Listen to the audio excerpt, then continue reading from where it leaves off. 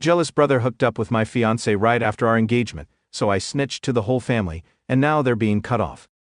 At 23, I recently got engaged and broke my engagement off in a span of 2 weeks.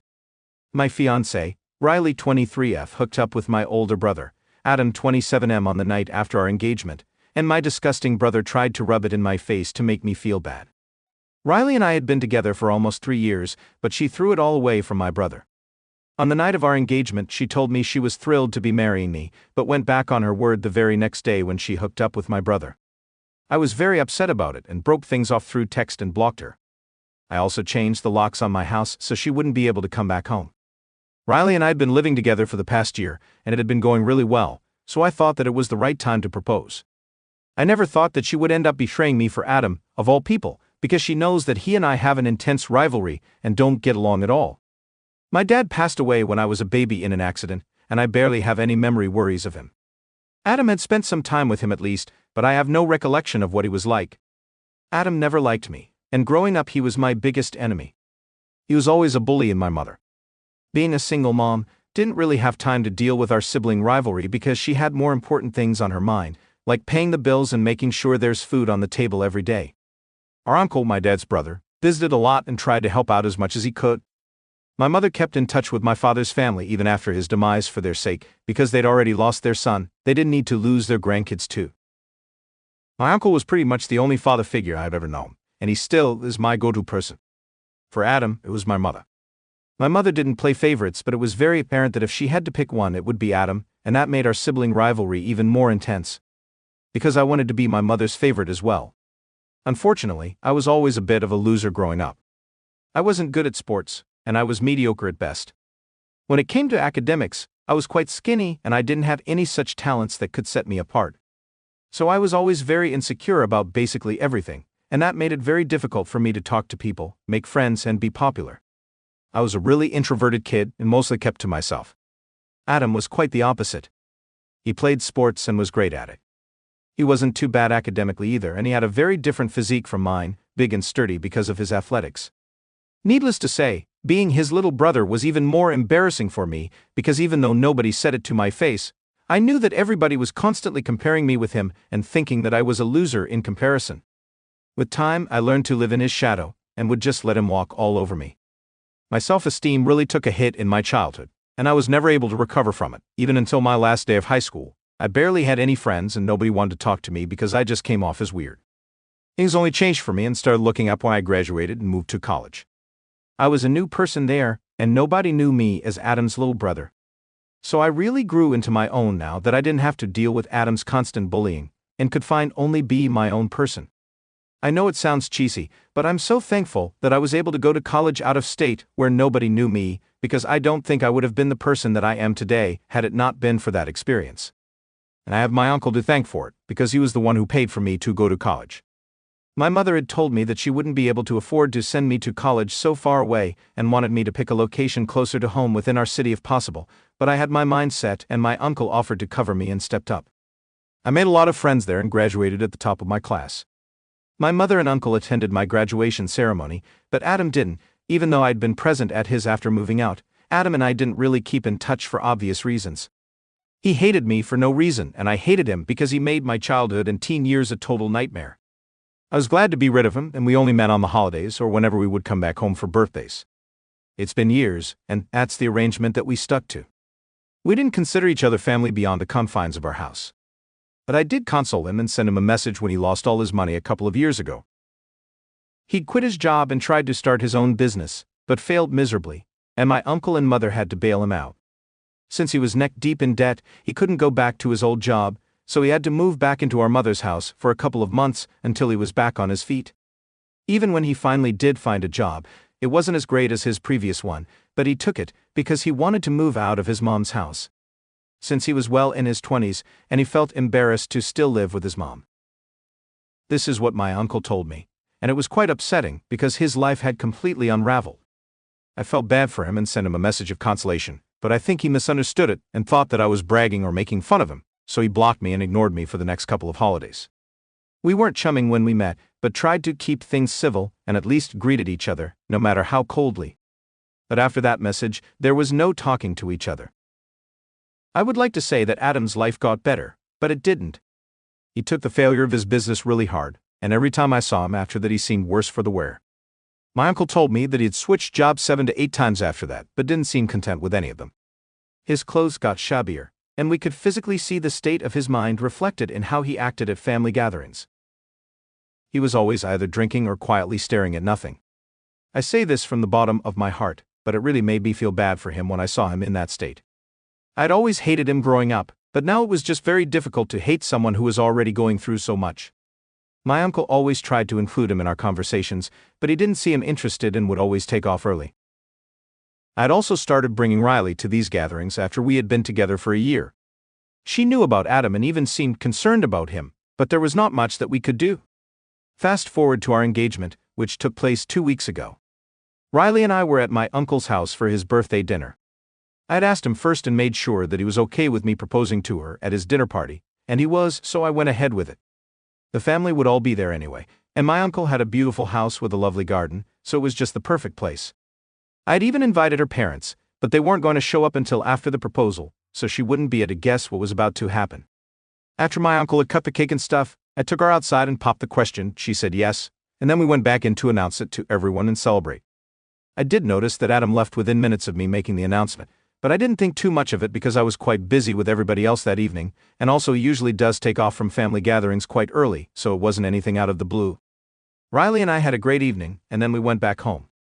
She didn't mention anything about Adam or his weird behavior to me after we got back home, which she usually does whenever we go to any family event of mine. We were both really wine-drunk and tired, so I was knocked out as soon as my head hit the pillow, but I did wake up accidentally around 2 in the morning because I had to use the loo. When I woke up, I realized that Riley was still on her phone, and when I asked her who she was talking to, she told me that she was telling a couple of her friends about the engagement. That seemed innocent enough, so I didn't suspect anything and went back to sleep soon after. But 2 days later, while I was at work, I received a bunch of texts from Adam. It was really unexpected because the last time we had a conversation he had blocked me. It was just screenshots of his conversation with Riley, and in those chats they were planning to get together and hook up, which they did. It started with Adam reaching out to her to congratulate her on the engagement, and she asked him why he wasn't present for the rest of the evening. So he told her that he was just upset about a lot of things and wanted to get out of there while he could because he didn't want to intrude on my happiness. He talked about how we have never been friends, and he felt like it was inappropriate for him to be present on such an occasion for me, so he left. He was making himself look like some sad little puppy who wasn't wanted, but the truth is that I really wouldn't have cared if he stayed for the evening. He only wanted Riley to sympathize with him, so it would be easier for him to manipulate her, and that's exactly what happened. She started consoling him and told him that there was somebody out there for. She also said that I was a great guy, and I didn't mean to rub it in his face, so she apologized on our behalf if he felt bad about what happened, and Adam responded by saying that he wouldn't never be able to find someone like Riley, so he didn't see the point of even searching. That slide jerk started flirting with her, and she flirted back in kind, and suddenly they were making plans to meet. And I know for a fact that she did go over to his house the night after our engagement because she'd told me that she was going to spend the night at her friend's place to tell her everything about the engagement. On top of that, Adam had also sent me pictures of Riley's clothes on his bed, and that was all that I needed to see. It was a sick and disgusting thing to do, and it really caught me off guard, but I took the rest of the day off and went back home. Immediately after I received Adam's texts, I was sobbing uncontrollably, but even with tears in my eyes, I decided to get the lock changed and started packing whatever I could lay my hands on whatever I saw, and knew that it belonged to Riley. I put it in a cardboard box, and once I was done, I placed it outside the door. By the time I was done with all of it, it was almost time for Riley to come home. I hadn't seen her since the previous night because she told me that she'd go to work directly from her friend's place. But of course now I know that she went to work from Adam's house. I wanted to break up with her in person, but after a while I decided that it wasn't worth it because she had cheated on me literally the day after I proposed, and she promised to spend the rest of her life with me. I was very upset, so I decided to end it through text. I sent her a message saying that I knew that she had hooked up with Adam, and I didn't want to be with her anymore. I told her that she disgusted me and said that all her stuff was right outside the door, so she could just grab the box and go because I didn't want to see her. If she had left anything at home, then she could come back later and collect it. I told her that we were over, then sent the message and blocked her. A few minutes after I sent that text, Riley was at my doorstep, knocking and begging me to let her in. She was devastated, and I could hear it in her voice. She was begging me to give her a chance to explain herself and kept telling me that she knew she had made a huge mistake, but she just wanted me to hear her out. It went on for about half an hour, and it was incredibly difficult for me to keep my calm and ignore it. But after she had tried everything right from crying to manipulation and back to begging, she finally left, just to be on the safe side. I still didn't open the door for about 1 hour after the begging stopped to make sure that I still wasn't waiting outside. Once I was sure she was gone, I ordered some takeout, had dinner, and then tried to go to sleep. But I was so upset that I couldn't bring myself to close my eyes. I wanted to do something big to get back at Adam and really teach him a lesson, but I couldn't think of anything. I kept brainstorming on my own for a while, and when nothing came to me, I decided to take the easiest way out and just forwarded those screenshots to everybody in the family, saying, "This is what my dear brother Adam did to me," and then I turned my phone off and went to sleep. I honestly didn't have a plan in mind, and I didn't even set forth any conditions to my relatives, so whatever they did, it was of their own volition, and I had absolutely no part to play in it. Everybody in the family responded with sympathy, and told me that they had blocked him and were going to cut him off from everywhere. Everybody was in shock after they got to know what Adam had done to me, and reached out to console me, except for my mom. She didn't talk to me in the first couple of days after I sent everybody that message, but she visited me a few days later and she looked very upset. I knew that she wasn't going to sit and console me like the others. I was right, because she had visited me to talk to me about my actions. She told me that she could understand that I was upset with Adam for whatever he did, and rightfully so, but even then I should have refrained from publicizing the incident. Her reason was that Adam was already suffering so much because he was a grown man living hand to mouth with a failed business and no prospects in his love life either. He would have a few flings here and there, but there was nothing permanent. And it was especially sad because he was a really promising young man when he was younger, so nobody could have imagined that he would turn out to be so unsuccessful and sad. On the other hand, nobody could have expected me to be as successful as I am today, be it in my line of work or my relationships. My mom believed that Adam did this out of jealousy, which I already knew. For context, I work in an architecture firm and have a high-paying job. I worked really hard to get where I am now, and if Adam had researched his business properly instead of rushing into it head first, then it wouldn't have failed and he wouldn't be earning less than half of what I make. But coming back to the point, while my mother was telling me all this, it almost felt like she was trying to justify what he did.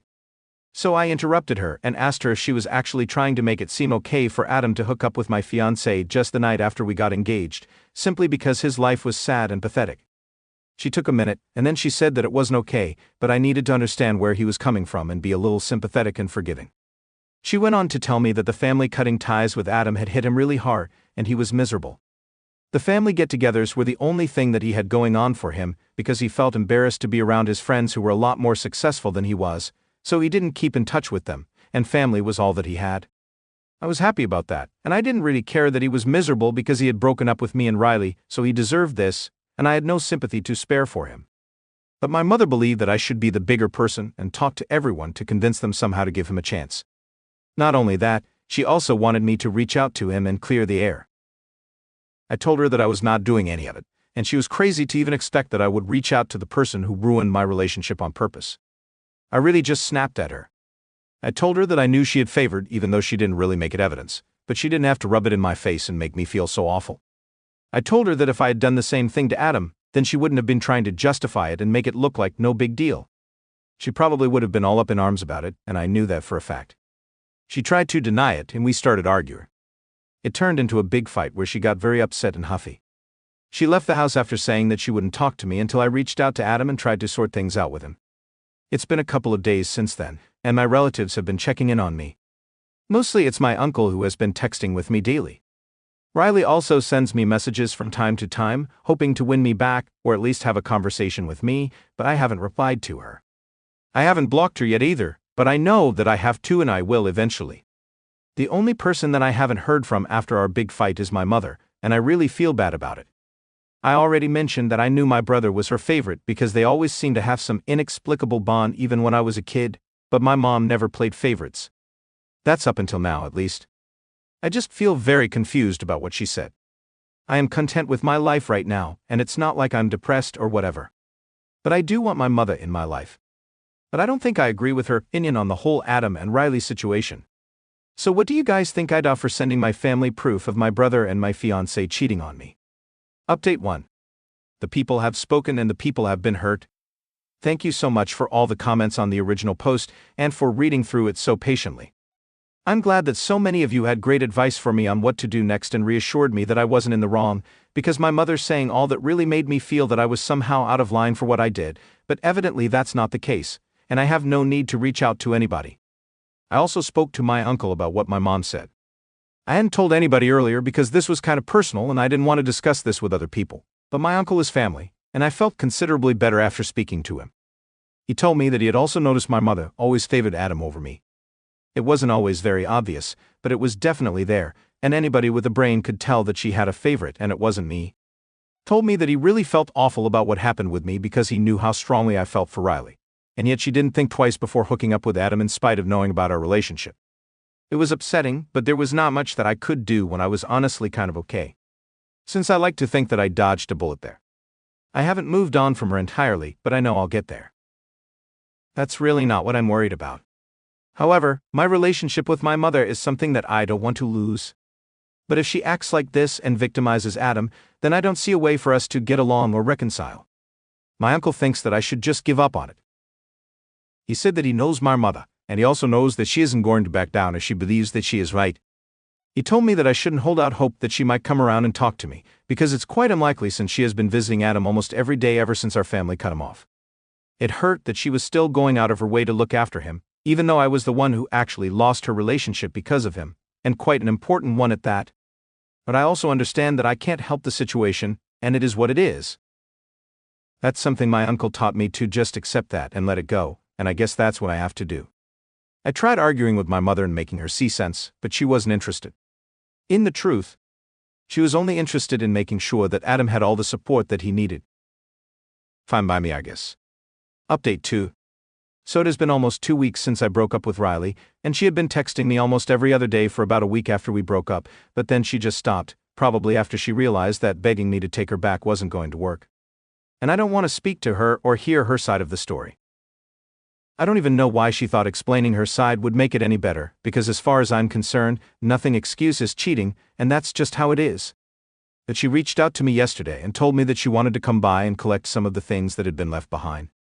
That's when I finally replied, because now we were getting down to business instead of our conversations just for begging me to talk to her and me ignoring all those texts. I told her that she could come by today because I was taking a day off anyway and might as well get this over with. So she dropped by around noon, and I could tell that she was really upset, looked worse for the wear, and didn't look me in the eye even once. For the entire time that she was there. I didn't say anything to her either. After I opened the door and let her in, there was silence in the house while she packed her things, and I sat on the couch in the living room and avoided looking at her. Once she was done packing, she told me that she was going to leave, and even though I had a lot to say to her, I just said goodbye and then went back to my phone.